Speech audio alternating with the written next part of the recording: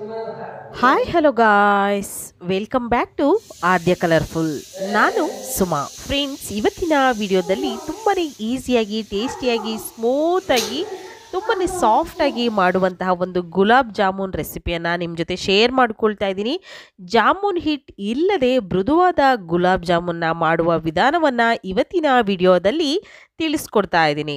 ಮೊದಲನೇದಾಗಿ ಒಂದು ಪ್ಯಾನಿಗೆ ನಾನು 1 ಕಪ್ ಆಗೋಷ್ಟು ಸಕ್ಕರೆಯನ್ನು ಹಾಕ್ಕೊಂಡು ಅದಕ್ಕೆ 1.5 ಕಪ್ ಆಗೋಷ್ಟು ನೀರನ್ನು ಸೇರಿಸ್ಕೊಳ್ತಾ ಇದ್ದೀನಿ. ಸೊ ಅದು ಸ್ಕಿಪ್ ಆಗಿರೋದ್ರಿಂದ ಕ್ಷಮೆ ಇರಲಿ. ಸೊ 1.5 ಕಪ್ಪು ನೀರು, 1 ಕಪ್ ಸಕ್ಕರೆ ಇಷ್ಟನ್ನು ಕೂಡ ಹಾಕ್ಕೊಂಡು ಒಂದ್ಸಲ ಇದನ್ನು ಚೆನ್ನಾಗಿ ಮಿಕ್ಸ್ ಮಾಡಿಕೊಂಡು ನಾವು ಪಾಕ ಮಾಡ್ಕೊಳ್ಳೋಣ. ಫ್ರೆಂಡ್ಸ್, ನೀವ್ಯಾರಾದ್ರೂ ಫಸ್ಟ್ ಟೈಮ್ ನನ್ನ ಚಾನಲ್ಗೆ ವಿಸಿಟ್ ಮಾಡಿದರೆ ಪ್ಲೀಸ್ ನನ್ನ ಚಾನಲ್ನ ಸಬ್ಸ್ಕ್ರೈಬ್ ಮಾಡ್ಕೊಳ್ಳಿ, ಹಾಗೆ ಲೈಕ್ ಮಾಡಿ ಮತ್ತು ಹೆಚ್ಚೆಚ್ಚು ಶೇರ್ ಮಾಡಿ. ಫ್ರೆಂಡ್ಸ್, ನೀವು ಕೂಡ ಖಂಡಿತವಾಗ್ಲೂ ಮನೆಯಲ್ಲಿ ಗುಲಾಬ್ ಜಾಮೂನ್ ತಯಾರಿಸಿರ್ತೀರ. ಸುಮಾರು ಕಂಪ್ನಿಗಳಲ್ಲಿ ನಿಮಗೆ ಜಾಮೂನ್ ಹಿಟ್ಟು ಸಿಗುತ್ತೆ. ಸೊ ಅದು ಯಾವುದೇ ಹಿಟ್ಟುಗಳು ಇಲ್ಲದೇ ಇದ್ದರೂ ಕೂಡ ನೀವು ಮನೆಯಲ್ಲಿ ದಿಢೀರಾಗಿ ಜಾಮೂನನ್ನು ತಯಾರಿಸ್ಕೊಳ್ಬೋದು. ಮೊದಲನೇದಾಗಿ ಒಂದು ಬೌಲಿಗೆ ನಾನಿಲ್ಲಿ 1 ಕಪ್ ಆಗುವಷ್ಟು ಮಿಲ್ಕ್ ಪೌಡರ್ನ ಸೇರಿಸ್ಕೊಳ್ತಾ ಇದ್ದೀನಿ. ಹಾಲಿನ ಪೌಡರ್ನ ಹಾಕ್ಕೊಳ್ತಾ ಇದ್ದೀನಿ. ನೀವು ಯಾವುದೇ ಕಂಪ್ನಿಯ ಹಾಲಿನ ಪೌಡರ್ನ ಸೇರಿಸ್ಕೊಳ್ಬೋದು. ನಿಮಗೆ ಬೇಕಾದರೆ ಕೆಲವೊಂದು ಕಂಪ್ನಿಗಳು ಸಿಗುತ್ತೆ, ಪರ್ಫೆಕ್ಟಾಗಿದೆ ಅಂತ ಬೇಡ. ಕೆಲವೊಂದು ಕಂಪ್ನಿಗಳು ಕೂಡ ಸಿಗುತ್ತೆ, ಮತ್ತು ಅಂಗನವಾಡಿಯಲ್ಲಿ ಕೊಡುವಂಥ ಮಿಲ್ಕ್ ಪೌಡರ್ನ ಉಪಯೋಗಿಸಿ ಕೂಡ ನೀವು ಈ ಒಂದು ಜಾಮೂನನ್ನು ತಯಾರಿಸ್ಕೊಳ್ಬೋದು.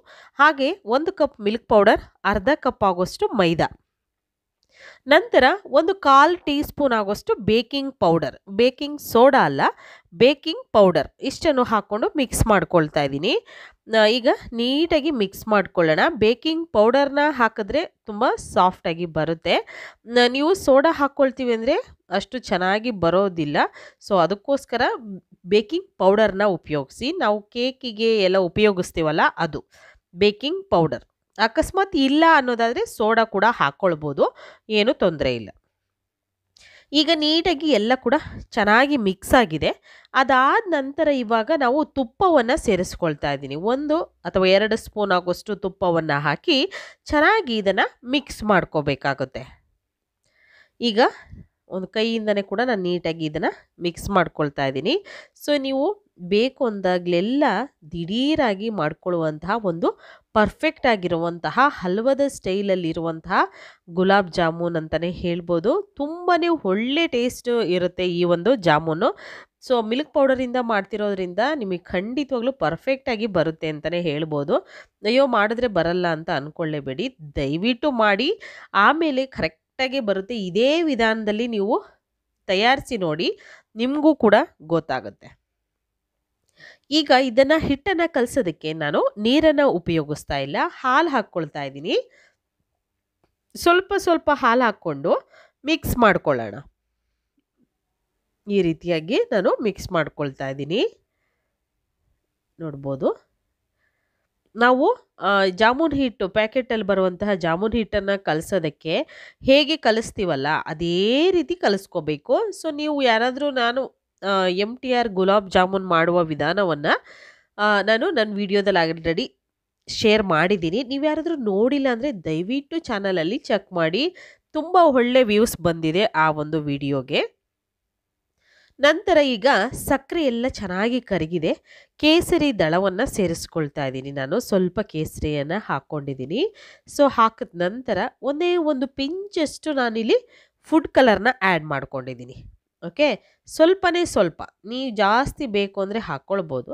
ಒಂದೇ ಒಂದು ಪಿಂಚಷ್ಟು ನಾನು ಇಲ್ಲಿ ಫುಡ್ ಕಲರ್ನ ಹಾಕ್ಕೊಂಡಿದ್ದೀನಿ. ಈಗ ಚೆನ್ನಾಗಿ ಹಿಟ್ಟಿಗೆ ಈಗ ನಾವು ಮಿಕ್ಸ್ ಮಾಡಿಕೊಂಡು ನೀಟಾಗಿ ಅದನ್ನು ಇಟ್ಟಿದ್ವಿ. ಈಗ ಕೈಗೆ ಸ್ವಲ್ಪ ಎಣ್ಣೆಯನ್ನು ಹಚ್ಚಿ ನಾವು ಚಿಕ್ಕ ಚಿಕ್ಕ ಬಾಲ್ಸ್ ಆಗಿ ಇದನ್ನು ಮಾಡ್ಕೊಳ್ಳೋಣ. ಒಂದು ಸಣ್ಣ ಗೋಲಿ ಗಾತ್ರದಲ್ಲಿ ನಾವು ಈ ಒಂದು ಜಾಮೂನನ್ನು ತಯಾರಿಸ್ಕೊಳ್ಬೇಕು. ನೋಡ್ತಾ ಇದ್ದೀರಲ್ಲ, ಇಷ್ಟು ಪುಟಾಣಿದು ಮಾಡ್ಕೊಂಡಿದ್ದೀನಿ ನಾನು. ಬೇಕು ಅಂದರೆ ಇನ್ನೂ ಸ್ವಲ್ಪ ದೊಡ್ಡ ಗಾತ್ರದಲ್ಲಿ ನೀವು ಮಾಡ್ಕೋಬೋದು, ಆದರೆ ನಾನು ಇಷ್ಟೇ ಸಾಕು ಅಂತ ಹೇಳಿ ಈ ಗಾತ್ರದಲ್ಲಿ ತಯಾರಿಸ್ಕೊಂಡಿದ್ದೀನಿ. ಬೇಕು ಅಂದರೆ ನಿಮಗೆ ದಪ್ಪ ಸೈಜಲ್ಲಿ ಗುಲಾಬ್ ಜಾಮೂನ್ ಬೇಕು ಅಂದರೆ ಸ್ವಲ್ಪ ದಪ್ಪ ಗಾತ್ರದ್ದು ಮಾಡ್ಕೋಬಹುದು. ಈಗ ನೋಡ್ಬೋದು, ಈ ರೀತಿಯಾಗಿ ಎಲ್ಲದನ್ನು ಕೂಡ ನಾನು ಒಂದು ಹಿಟ್ಟಲ್ಲಿ ಜಾಮೂನನ್ನು ತಯಾರಿಸಿ ಇಟ್ಕೊಂಡಿದ್ದೀನಿ. ಓಕೆ, ಪೂರ್ತಿಯಾಗಿ ಇಟ್ಟಿದ್ದೀನಿ. ಎಣ್ಣೆ ಕಾದಿದೆ, ಎಣ್ಣೆ ಚೆನ್ನಾಗಿ ಕಾದಿರಬೇಕು ಮೇಯ್ನು. ಎಣ್ಣೆ ಕಾದ ನಂತರ ಇವಾಗ ಒಂದೊಂದೇ ಜಾಮೂನನ್ನು ನಿಧಾನವಾಗಿ ಹಾಕ್ಕೊಳ್ಳೋಣ. ಸ್ವಲ್ಪ ಮುಖ ಹಿಂದಕ್ಕೆ ಇಟ್ಕೊಂಡು ಎಣ್ಣೆಯಲ್ಲಿ ಫ್ರೈ ಮಾಡಬೇಕಾದ್ರೆ ನೋಡಿಕೊಂಡು ಹಾಕ್ಕೊಳ್ಳಿ. ಸೊ ಎಕ್ಸ್ಪೀರಿಯೆನ್ಸ್ ಇದ್ದರೆ ಏನೂ ತೊಂದರೆ ಇಲ್ಲ. ಫಸ್ಟ್ ಟೈಮ್ ಮಾಡೋರಾಗಿದ್ದರೆ ಸ್ವಲ್ಪ ಎಣ್ಣೆಯಿಂದ ಮುಖ ಹಿಂದಕ್ಕೆ ಇಟ್ಕೊಂಡು ನಿಧಾನವಾಗಿ ಹಾಕ್ಕೊಳ್ಳಿ. ಮೇಲಿಂದ ಎಸಿಬೇಡಿ, ನಿಧಾನಕ್ಕೆ ಹಾಕ್ಕೊಂಡ್ರೆ ನಿಜವಾಗ್ಲೂ ನೀಟಾಗಿ ಫ್ರೈ ಆಗುತ್ತೆ. ಈಗ ಸ್ಟವ್ನ ಲೋ ಫ್ಲೇಮ್ ಮಾಡ್ಕೊಂಡಿದ್ದೀನಿ. ಚೆನ್ನಾಗಿ ಒಳಗೆಲ್ಲ ನೀಟಾಗಿ ಬೇಯಬೇಕು. ನೋಡ್ಬೋದು ಎಲ್ಲೂ ಕೂಡ ಕ್ರ್ಯಾಕ್ಸ್ ಬಂದಿಲ್ಲ ನಾನು ಮಾಡ್ಕೊಂಡಿರುವಂತಹ ಒಂದು ಜಾಮೂನು. ಸೊ ನೋಡ್ಬೋದು ಮಾಮೂಲಿ ಹಿಟ್ಟಲ್ಲಿ ಮಾಡಿದ್ರೂ ಕೂಡ ಕೆಲವರು ಕ್ರ್ಯಾಕ್ಸ್ ಆಗುತ್ತೆ ಮ್ಯಾಮ್, ಸರಿಯಾಗಿ ಬರಲ್ಲ. ಕಲಿಸೋ ವಿಧಾನ ನೋಡ್ಕೋಬೇಕು ಮೇಯ್ನು. ಕಲಿಸೋದನ್ನ ನೀಟಾಗಿ ಕಲಿಸಿದ್ರೆ ಪರ್ಫೆಕ್ಟಾಗಿ ಬರುತ್ತೆ. ನೀವು ಹೇಗೆ ಮಾಡಿದ್ರಿ ನೀಟಾಗಿ ಬರುತ್ತೆ. ನಾನು ನೋಡಿ ಈ ಜಾಮೂನು ಕೂಡ ಎಷ್ಟು ನೀಟಾಗಿ ಬಂದಿದೆ ಅಂತ, ಸ್ವಲ್ಪನೂ ಕೂಡ ಕ್ರ್ಯಾಕ್ಸ್ ಆಗಿಲ್ಲ. ಎಲ್ಲ ಕಡೆನೂ ಕೂಡ ನೀಟಾಗಿ ಈ ಥರ ನಾವು ಕೈ ಆಡಿಸ್ತಾ ಇದ್ದರೆ ಎಲ್ಲ ಜಾಮೂನುಗಳು ಕೂಡ ನೀಟಾಗಿ ಬೇಯುತ್ತೆ. ಸೊ ಫಸ್ಟಿಗೆ ಹಾಕ್ತಕ್ಕ ಒಂದು 4-5 ಜಾಮೂನು ಸ್ವಲ್ಪ ಕಲರ್ ಚೆನ್ನಾಗಿ ಬಂದುಬಿಟ್ಟಿದೆ ಅದು. ಆದರೆ ಇವೆಲ್ಲ ಬೇಯೋಷ್ಟೊತ್ತಿಗೆ ಅದು ಕಲರ್ ಸ್ವಲ್ಪ ಡಾರ್ಕ್ ಆಗ್ಬೋದು ನನ್ನ ಅಭಿಪ್ರಾಯ. ನೋಡಿ, ಯಾಕೆಂದರೆ ಅದು ಎಣ್ಣೆ ತುಂಬ ಕಾದಿರುತ್ತಲ್ಲ, ಸಡನ್ನಾಗಿ ಹಾಕಿದ ತಕ್ಷಣ ಯಾವುದು ಹಾಕಿರ್ತೀವಲ್ಲ ಅವು ಸ್ವಲ್ಪ ಕಲರ್ ಚೇಂಜ್ ಆಗಿಬಿಡುತ್ತೆ. ಸೊ ಆ ರೀತಿ ಆಗುತ್ತೆ, ಏನೂ ತೊಂದರೆ ಇಲ್ಲ. ಮಿಕ್ಕಿದ್ದೆಲ್ಲ ಕೂಡ ನೋಡಿ ಕಲರ್ ಎಲ್ಲ ಚೆನ್ನಾಗಿ ಬಂದಿದೆ. ಈ ರೀತಿಯಾಗಿ ಆದ ನಂತರ ಎಲ್ಲದನ್ನು ಕೂಡ ಒಂದು ತಟ್ಟೆಗೆ ತೆಗೆದಿಟ್ಕೊಳ್ತಾ ಇದ್ದೀನಿ. ಈ ರೀತಿಯಾಗಿ ಆಗಿರೋವಂಥದ್ದನ್ನು ಒಂದು ತಟ್ಟೆಗೆ ತೆಗೆದಿಟ್ಕೊಂಬಿಡೋಣ. ನೀವು ದಿಢೀರಾಗಿ ಮಾಡ್ಕೊಳ್ಳುವಂತಹ ಒಂದು ಗುಲಾಬ್ ಜಾಮೂನ್. ಸೊ ಈಗ ನಾನು ಒಂದು ಪ್ಯಾನಿಂದ ಈ ಒಂದು ಸಕ್ಕರೆ ಪಾಕವನ್ನು ಒಂದು ಬೌಲಿಗೆ ಹಾಕ್ಕೊಂಡಿದ್ದೀನಿ. ಏನಕ್ಕೆ ಹಾಕ್ಕೊಂಡಿದ್ದೀನಿ ಅಂತ ಅಂದರೆ, ಬೌಲು ಅಂತಂದರೆ ಸ್ವಲ್ಪ ಆಳವಾಗಿರುತ್ತೆ. ಪ್ಯಾನ್ ಅಂದರೆ ನಮಗೆ ಜಾಸ್ತಿ ಪಾಕ ಬೇಕಾದರೆ ಮಾತ್ರ ಪ್ಯಾನ್ ಬೇಕಾಗುತ್ತೆ. ಓಕೆ, ಜಾಸ್ತಿ ಪಾಕ ಮಾಡಿಕೊಂಡಾಗ ಅದಕ್ಕೆ ಬೇಕಾಗುತ್ತೆ. ಅದಕ್ಕೋಸ್ಕರ ಈಗ ಪಾಕ ಕರೆಕ್ಟಾಗಿದೆ ಈ ಜಾಮೂನುಗಳಿಗೆ. ಸೊ ಅದಕ್ಕೋಸ್ಕರ ನಾನು ಒಂದು ಬೌಲಿಗೆ ಹಾಕ್ಕೊಂಡಿದ್ದೀನಿ. ಹಾಗೆ ಈಗ ಅದಕ್ಕೆ ಅರ್ಧ ಹೋಳು ನಿಂಬೆ ಹಣ್ಣಿನ ರಸ ಸೇರಿಸ್ಕೊಂಡಿದ್ದೀನಿ. ಅದಾದ ನಂತರ ಇವಾಗ ನಾನಿಲ್ಲಿ ಜಸ್ಟ್ ಅಂಟು ಪಾಕವನ್ನು ಮಾಡ್ಕೊಂಡಿರೋದು. ಗುಲಾಬ್ ಜಾಮೂನಿಗೆ ನಮಗೆ ಅಂಟು ಪಾಕ ಇದ್ದರೆ ಸಾಕು, ಒಂದೆಳೆ ಪಾಕ ಈ ಜಾಮೂನಿಗೆ ಬೇಡ. ಓಕೆ, ಸೊ ಈಗ ಚೆನ್ನಾಗಿ ಮಿಕ್ಸ್ ಮಾಡಿಕೊಂಡು ಇದನ್ನು ಚೆನ್ನಾಗಿ ಈ ಒಂದು ಪಾಕದಲ್ಲಿ ನಾವು ಒಂದು 2 ಅವರು ರೆಸ್ಟಿಗೆ ಬಿಡಬೇಕಾಗುತ್ತೆ. ಒಂದು 2 ಅವರ್ ಬಿಟ್ಟರೆ ಎಷ್ಟು ಸಾಫ್ಟಾಗಿರುವಂತಹ ಒಂದು ರುಚಿಯಾಗಿರುವಂತಹ milk powder gulab jamun ready ಆಗುತ್ತೆ ಗೊತ್ತಾ. ಸೊ ನೋಡ್ಬೋದು ಈಗ ಎಷ್ಟು ಪರ್ಫೆಕ್ಟಾಗಿ ಬಂದಿದೆ ಅಂತ. ನೀವು ನೋಡಿದ್ರೂ ನಿಮಗೆ ತಿಳಿತಾ ಇದೆ ಇದು ಎಷ್ಟು ಸಾಫ್ಟ್ ಇದೆ ಜಾಮೂನ್ ಅಂತ ಹೇಳಿ.